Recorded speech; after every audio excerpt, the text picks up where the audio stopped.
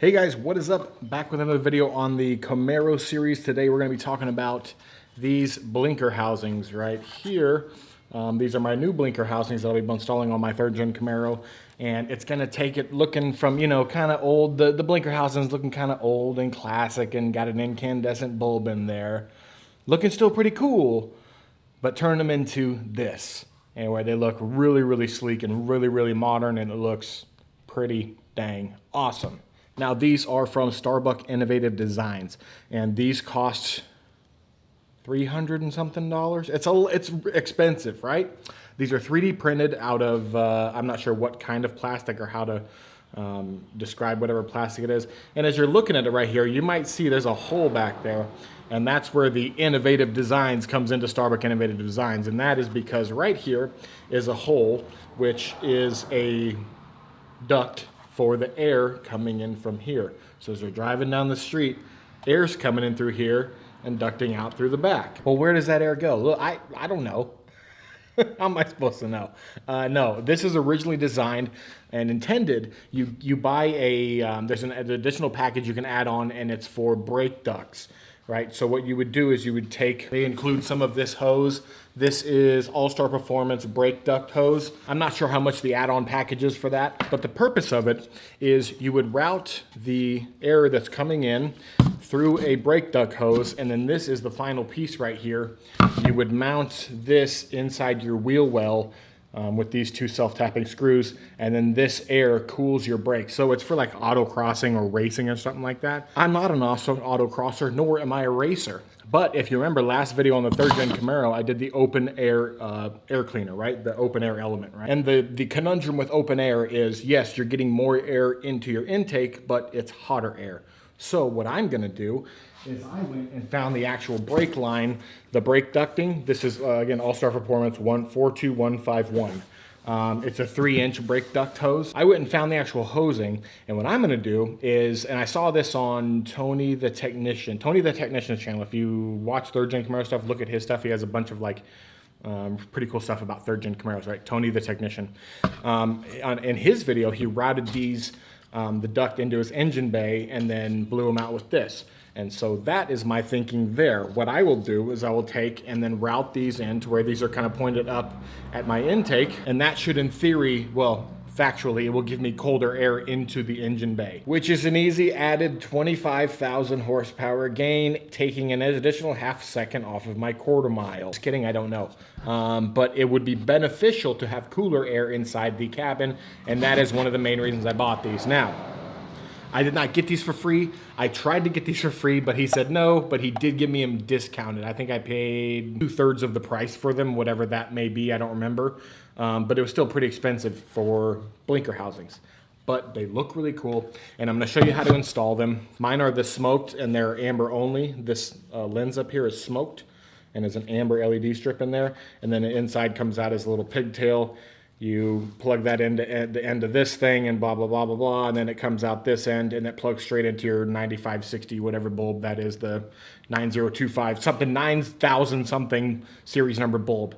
You socket, you just plug this in, boom, you got power to this. But before we get into the fun stuff, if you don't have your front blinker housings wired for LED already, you're gonna need to do a flasher. And it seems like, what the heck is that? And how am I supposed to do that? I figured it out. You can figure it out. It's super easy. I'm going to show you how to do it right now. So basically all you're doing is you're going underneath the driver's seat and then pointing up. You should have a cover there. Mine's already off. I've taken it off numerous times. I just left it off for a while.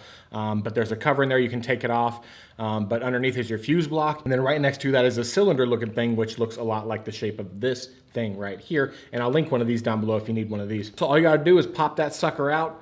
There's like a right angled 90-degree separated pin thing, 2-part pin there. You pull that out, and then this thing plugged and plays right in there. And then there's a ground wire coming off the back end, and there's a really cool spot. There's a metal bracket up by the gas pedal kind of, and you can ground it right there. That's where I'm gonna ground mine. You can see here in this shot where that is. And boom, that's all you have to do. There's one more flasher. I didn't install it for the emergency lights that, your hazards, bang, bang, bang, at the same time. I didn't install that one.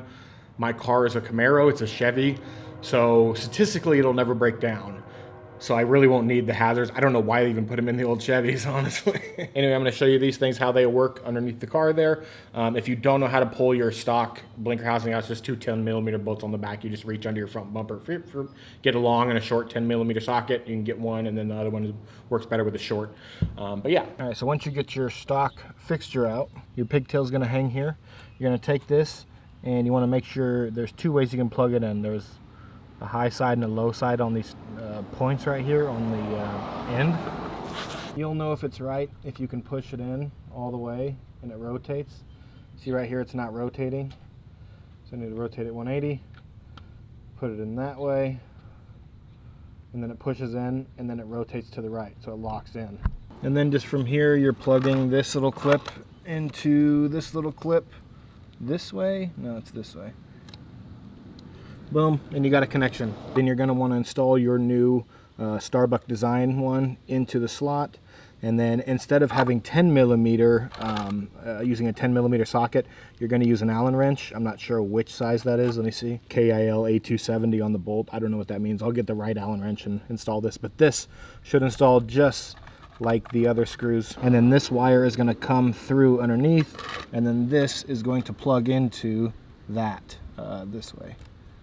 Just like that, and then you got a connection. Now, I can only find one issue with these, right? And that is the mounting depth. So my bumper, my whole car was resprayed by stupid ass, dumbass Mako. Also dumbass, stupid ass me for taking it there. But these are, if you see there, stupid ass, dumbass Mako didn't, they said they would take everything out and mask everything off, but they didn't.